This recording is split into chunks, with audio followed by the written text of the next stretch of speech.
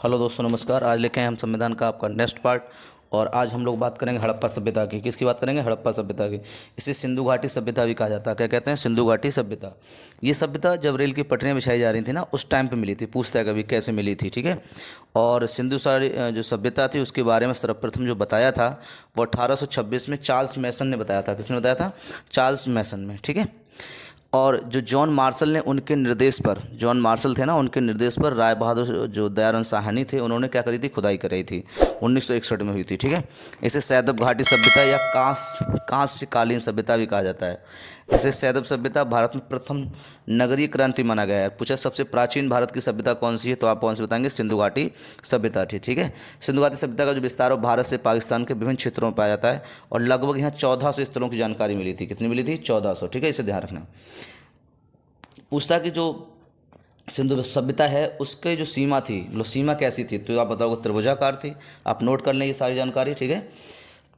पूछेगा कि सिंधु सभ्यता का सर्वप्रथम जो सीमा का निर्धारण था वो किसने किया था, तो SR राव ने किया था। किसने किया था? SR राव ने। हड़प्पा सभ्यता का सर्वाधिक मान्यता प्राप्त काल कौन सा माना गया है, तो आप कौन सा बताएंगे? 2500 ईसा पूर्व से 1750 ईस्वी तक। हड़प्पा नामक पुरास्तु किस सभ्यता से समृद्ध है, तो सिंधु घाटी सभ्यता से। ध्यान रखना, जो हड़प्पा सभ्यता के लोग थे ना, वो द्रवण कहलाते थे। क्या कहलाते थे? द्रवण कहलाते थे, ठीक है। ध्यान रखना, ये कहा जाता है कि द्रविड़ों ने सबसे पहले भारत में कपास उगाई थी। क्या उगाई थी? कपास, ठीक है। तो सिंधु घाटी सभ्यता। ध्यान रखना, हड़प्पा सभ्यता का प्रास्त जो सभ्यता है वो कौन सी है आपकी, तो आपको सिंधु घाटी सभ्यता है। हड़प्पा शब्द की लिपि किस प्रकार की है, तो भाव चित्रात्मक है। इंपॉर्टेंट रहेगा, ध्यान रखना। हड़प्पा सभ्यता की लिपि कैसी है, तो भाव चित्रात्मक है। हड़प्पा सभ्यता की जानकारी का प्रमुख स्रोत क्या है, तो पुरातत्व खुदाई। मतलब किससे ये साक्ष्य मिले हैं हड़प्पा सभ्यता के, तो जब खुदाई हुई है उसी से क्या मिले हैं? साक्ष्य मिले हैं। मोहनजोदाड़ो का शाब्दिक अर्थ क्या है, तो आपको मृतकों का टीला।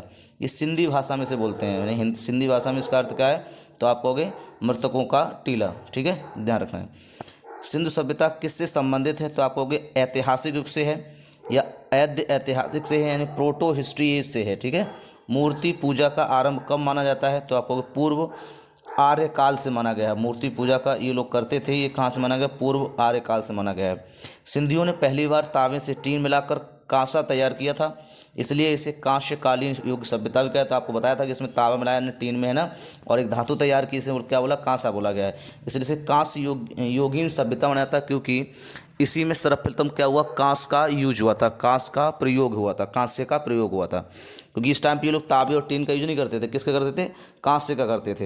हड़प्पा की समकालीन सभ्यता रंगपुर कहाँ स्थित है, तो सौराष्ट्र में स्थित है। कहाँ स्थित है? सौराष्ट्र में, ठीक है। ध्यान रखना। हड़प्पा संस्कृति का वह कौन सा स्थल है जहाँ दुर्ग तथा निचला नगर अलग अलग प्रचारों से घिरे हुए हैं, तो कालीबंगा है। कहाँ पर है? कालीबंगा। ध्यान रखें, कहाँ है? कालीबंगा। कालीबंगा, कालीबंगा ना, यहाँ कालीबंगा का अर्थ होता है काले रंग की चूड़ियाँ, है ना, ये समझो। कालीबंगा का अर्थ क्या होता है? काले रंग की चूड़ियाँ, ठीक है। और ये राजस्थान के गंगानगर जिले में है। ये ध्यान रखना, जो आपका कालीबंगा है वो कहाँ? राजस्थान के गंगानगर जिले में है। और यहीं से जो घर कच्ची ईंटों के बने हुए थे, यहीं से प्रमाण मिलते हैं, ठीक है। और कालीबंगा से ना जुते हुए खेत के भी साक्ष्य मिलते हैं, ये आप अपना नोट कर लिया करिए, है ना। कालीबंगा से क्या मिले हैं? जुते हुए खेत के साक्ष्य मिले हैं। और यहीं पर लकड़ियों की नालियों के प्रयोग के भी साक्ष्य मिले हैं, ठीक है। युगल शब्दान मिले हैं, मतलब एक साथ महिला और पुरुष को एक साथ दफनाया गया था, ठीक है।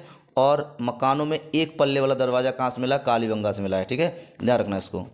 मोहनजोदाड़ो एवं हड़प्पा सभ्यता का पुरातत्व खुदाई किसके द्वारा की गई थी, हम बता चुके हैं आपको, जॉन मार्शल द्वारा की गई थी। इन्होंने आदेश दिया था दयाराम साहनी को। ध्यान रखना है। हड़प्पा कालीन स्थलों में अभी तक किस धातु की प्राप्ति नहीं हुई है, तो आप ध्यान रखना, लोहा इन्हें नहीं मिला है। ध्यान रखना है। सिंधु घाटी के लोग किसकी पूजा करते थे, तो मातृ देवी की पूजा करते थे। किसकी करते थे? मातृ देवी की। उत्लेखित प्रमाणों के अनुसार सिंधु सभ्यता का स्थल बनावली हरियाणा में घांगर और उसकी सहायक नदियों की घाटी पर स्थित है। तो बनावली कहाँ है? घंगर और उसकी सहायक नदियों पर स्थित है। ये कहाँ पड़ता है आपका? बनावली। तो आप कहोगे हरियाणा में पड़ता है। कहाँ पड़ेगा? हरियाणा में। धौलावीरा नामक पुरास्थल किस राज्य में स्थित है, तो धौलावीरा जो है वो आपका कहाँ है, तो आप कहोगे गुजरात में है। धौलावीरा कहाँ है? गुजरात में है। कौन? धौलावीरा। पूछा था कि धौलावीरा कहाँ स्थित है, तो आप कहाँ बताएंगे? गुजरात में है, ठीक है। ध्यान रखना। हड़प्पा संस्कृति के संदर्भ में शैलकृति स्थापित हुए प्रमाण कहाँ से प्राप्त हैं? तो आप बताओ धौलावीरा से मिलते हैं। कहाँ मिलेंगे? धौलावीरा। ठीक है, ध्यान रखना है इसको, बहुत इंपॉर्टेंट रहती है, सभ्यता से क्वेश्चन आते रहते हैं। ठीक है, आपको समझ में आ रही होगी, कुछ जानकारी आप नोट करते हुए चलें। ठीक है, हड़प्पा कालीन मोहरों का सर्वाधिक प्रचलन कहाँ पाया गया है? तो कहाँ पाया गया है? तो आप कहोगे कालीबंगा में पाया गया है। कहाँ पाया? कालीबंगा। ठीक है, ध्यान रखना। हड़प्पा संस्कृति की मोहरों पर घोड़े का आकलन नहीं हुआ है। मोहर पर क्या हुआ है? मोहरों पर घोड़े का आकलन नहीं हुआ है, ध्यान रखना।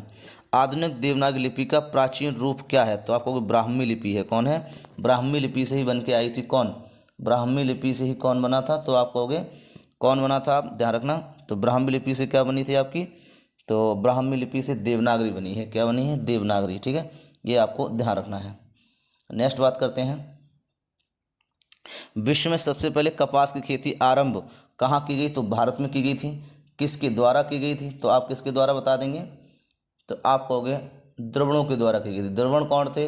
तो आप कहोगे द्रविड़ जो थे वो आपके सिंधु घाटी सभ्यता के निवासी थे। जो लोग निवास करते थे उन्हें हम लोग द्रविड़ कहते थे। और भारत में सबसे पहले जो कपास उगाई है वो किसने उगाई है?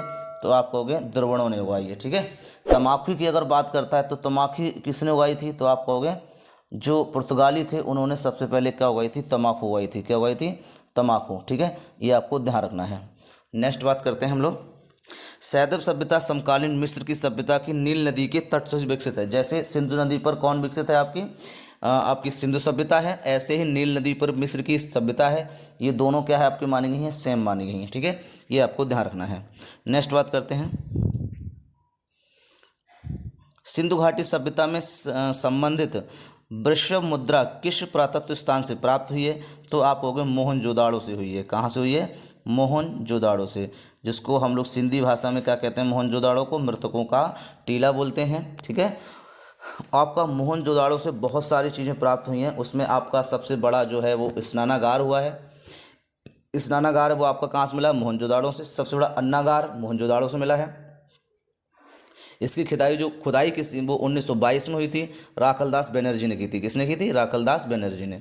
ये लरकाना जिले में स्थित है, सिंधु नदी पर स्थित है। ध्यान रखना, पाकिस्तान के लरकाना जगह में कौन? मोहनजोदाड़ो। ठीक है, यहाँ से त्रिमुखी पुरुष का एक योग मुद्रा बैठा हुआ मिला जिसे शिव माना गया है। और इसका जो सबसे बड़ा स्नानागार है, जो सबसे बड़ा क्या है? स्नानागार है, उसमें टी प्रकार की ईंटों का प्रयोग किया गया है। ठीक है, ध्यान रखना। और मोहनजोदाड़ो से ही सीप का पैमाना मिला है और सूती वस्त्र के साक्ष्य मिले हैं। क्या मिले हैं? साक्ष्य मिले हैं। यहाँ पर ब्राह्मणों के लिए भवन मिले हैं। भवन मतलब घर बने हुए मिले हैं। और एक बहुत बड़ी सभागार मिला है। क्या मिला है? बहुत बड़ा सभागार मिला है जिसमें सभा हुआ करती थी। ठीक है, यहाँ पर ही मोहनजोदाड़ो के घरों के अंदर पक्के कुएं के साक्ष्य मिलते हैं। क्या मिलते हैं? पक्के कुएं के साक्ष्य मिलते हैं। कहाँ से? मोहनजोदाड़ो से। तो ध्यान रखना, पीने के लिए पक्के कुएं के साक्ष्य कहाँ मिले? तो आप मोहनजोदाड़ो में बताओगे। ठीक है, मृण पट्टिका पर उत्तीर्ण सिंह युक्त देवता की मुद्री कहाँ से मिली है? तो कालीबंगा से मिली है। कहाँ से मिली है? कालीबंगा। अभी आपको कालीबंगा के बारे में बता चुके हैं। ठीक है, यहाँ पर कच्ची ईंटों का प्रयोग हुआ था। ठीक है, इनमें दरवाज़ा जो एक पल्ले वाला होता है, यहाँ पर युगल समाधान है। और क्या मिला है यहाँ पे? ये राजस्थान के गंगनगर के जिले में स्थित है। ध्यान रखना। और इसका मतलब होता है काली चूड़ियाँ, है ना, काले रंग की चूड़ियाँ। लेखन कला की प्रणाली विकसित करने वाली प्रथम प्राचीन सभ्यता सुमेरियन सभ्यता मानी गई है। कौन मानी गई? सुमेरियन। लेखन कला, जो लेखन कला सबसे पहले लेके आई थी वो कौन लेके आई? सुमेरियन की जो सभ्यता थी वो लेखन कला लेके आई थी। ठीक है, ध्यान रखना, वहीं पर आपको साक्ष्य मिलते हैं पहले लेखन के। सिंधु घाटी सभ्यता गैर आर्य सभ्यता थी क्योंकि यह नगरीय सभ्यता थी जहां आर्य मुख्यतः कृषि पर आधारित थे। ठीक है, तो जो सिंधु घाटी सभ्यता थी वो कैसी थी? गैर थी। लेकिन जो आपकी वैदिक सभ्यता हम लोग पढ़ेंगे जिसे नगरीय सभ्यता कहा गया, वहाँ पर आर्य क्या थे? वो कृषि पर डिपेंड थे। ठीक है, लेकिन कभी कभी आर्यों का जो साक्ष्य मिलता है वो पशुपालन पर मिलता है कि जो आर्य थे वो किस पर थे? पशुओं पर निबंध थे। सिंधु घाटी सभ्यता में आर्यों से पूर्व की सभ्यता रखे जाने का महत्वपूर्ण कारक क्या था? तो मृत्यभांड थे। क्या थे? मृत्यभांड बहुत मिले। इसलिए ये वैदिक सभ्यता अगर और दोनों एक साथ मिली थी तो वैदिक सभ्यता को बाद में रखा गया है और सिंधु घाटी सभ्यता को पहले रखा गया। तो इसका मुख्य कारण क्या है? तो मृत्यभांड मिले थे। क्या मिले थे? मृत्यभांड। भारत में किस प्रकार के मृत्यभांड द्वितीय नगरीकरण के आरंभ के प्रतीक माने गए हैं? तो कौन से के माने गए हैं? तो आपको उत्तरी काले पॉलिशीकृत मृत्यभांड, है ना, जो पॉलिश वाले थे उन मृत्यभांडों को क्या मतलब उत्तर काले पॉलिशकृत मृत्यभांड को माना गया है क्या? भारत का द्वितीय नगरीय के लिए। ठीक है, भारत में चांदी की उपलब्धता के प्राचीनतम साक्ष्य किस सभ्यता से मिले हैं? तो आपको हड़प्पा सभ्यता से मिले हैं। किससे मिले हैं? हड़प्पा सभ्यता। हड़प्पा सभ्यता जो अभी प्रेजेंट में है वो आपकी कहाँ है? पाकिस्तान के मांटगोमरी जिले में है, जो रावी नदी के तट पर है। सही है। इसे खोजा कितने था हड़प्पा सभ्यता को? तो 1921 में दयाराम साहनी ने खोजा था। किसने खोजा था? खुदाई की थी। इस सभ्यता का दूसरा सबसे बड़ा स्थल है सैदव सभ्यता का। ठीक है। यहाँ श्रम आवास मिले थे। हड़प्पा सभ्यता से क्या मिले थे? श्रम आवास मिले थे। ठीक है। मिट्टी का मूसा मिला था, अन्नागार मिला था। सही है। क्या मिला था? और यहाँ पर सौंदर्यीकरण का क्या मिला था? सामान मिला था। ठीक है। सौंदर्यीकरण का क्या मिला? सामान मिला था। ठीक है। नेक्स्ट बात करते हैं हम लोग। हड़प्पा काल में मुद्राओं के निर्माण में मुख्यतः किस पदार्थ का प्रयोग होता था? तो सेल खड़ी का होता था। किसका होता था? सेल खड़ी। सेल खड़ी से मुद्राएं बनती थी। मुद्राओं का निर्माण किससे होता था? सेल खड़ी से।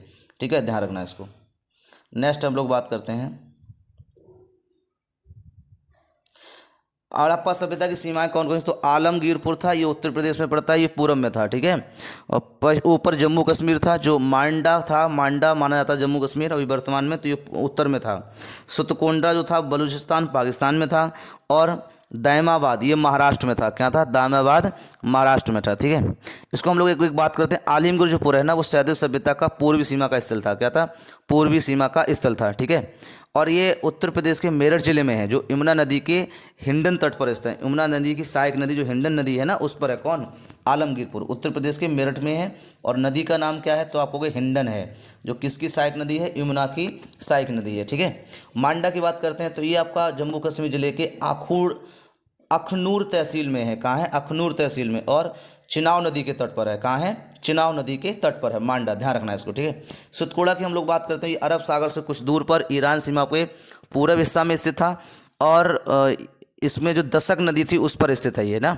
ये हड़प्पा सभ्यता का पश्चिमी किनारा है, जिसकी जो पाकिस्तान और बलूचिस्तान के एरिया में अब आता है प्रेजेंट में। दायमाबाद की हम लोग बात करें तो इस सिंधु सभ्यता का दक्षिणी सीमा मानी गई है। ये गोदावरी नदी की सहायक नदी प्रवरा के तट पर है ये। ठीक है। कहाँ है? गोदावरी की जो सहायक नदी है प्रवरा, उसके तट पर है। और महाराष्ट्र के अहमदनगर जिले में है ये। कहाँ है? महाराष्ट्र के अहमदनगर जिले में है। ठीक है, ध्यान रखना। स्वतंत्रता प्राप्ति के बाद सर्वाधिक खोज लगभग 200 स्थल गुजरात राज्य से प्राप्त हुए हैं, ये आपको ध्यान रखना है। ठीक है। तो यहाँ तक आप ध्यान रखेंगे। अगली बात कर लें, लोथल को लघु हड़प्पा या लघु मोहनजोदाड़ो भी कहा जाता है। ध्यान रखना। हाँ, लोथल को क्या कहते हैं? लघु हड़प्पा या लघु मोहनजोदाड़ो भी कहा जाता है। इसके पूर्व भाग में एक गोदीवाड़ा का साक्ष्य मिला है। किसका मिला है? एक गोदीवाड़ा का साक्ष्य मिला है। किसका? लोथल का। किसका मिला है? लोथल। ठीक है। लोथल जो है गुजरात के अहमदाबाद में भोगवा नदी पर है। ध्यान रखना। कहाँ है? भोगवा नदी। इसकी खोज 1957 में हुई थी। ध्यान रखना। इसे लघु हड़प्पा या मोहनजोदाड़ो कहा जाता है, ये आपको हम बता चुके हैं। यहाँ से अन्न पीसने की क्या मिली थी? चक्की मिली थी। कहाँ से? लोथल से। चावल के अवशेष मिलते हैं। कहाँ से? लोथल से। ठीक है। यहाँ एक ये बंदरगाह भी है, इसका प्रमाण भी मिलता है, तो ये भी कहाँ है? लोथल। अग्नि वेद के प्रमाण मिलते हैं, यानी कि लोग यज्ञ करा करते थे, इसके भी प्रमाण मिलते हैं। कहाँ से? लोथल से मिलते हैं। ठीक है। लोथल में नाव के साक्ष्य भी मिले हैं। किसके मिले? नाव के। जो पानी में चलती है नाव, उसकी सर्वप्रथम साक्ष्य अगर आपसे पूछेगा कहाँ से मिलते हैं, तो आप कहाँ से बताओगे? लोथल से। ठीक है। यहाँ पर एक चित्र मिला है जिसमें पंचतंत्र की कहानियों के चालाक लोमड़ी की याद दिलाता है। मृतभांड मिले हैं, वहाँ पर क्या है? चित्र बना हुआ मिला है लोमड़ी का। ठीक है। तो ये आपके कहाँ से मिले हैं? लोथल से मिले हैं। ठीक है। तो आज के लिए हम अपना वीडियो इतना ही रखेंगे। और अगर आपको हमारा वीडियो पसंद आया हो तो वीडियो को लाइक करें, दोस्तों को ज़्यादा शेयर करें, और कमेंट करके बताएं कि आपको हमारा वीडियो कैसे लगा। ठीक है। और आज के लिए हम अपना वीडियो इतना रखते हैं। ठीक है। नमस्कार।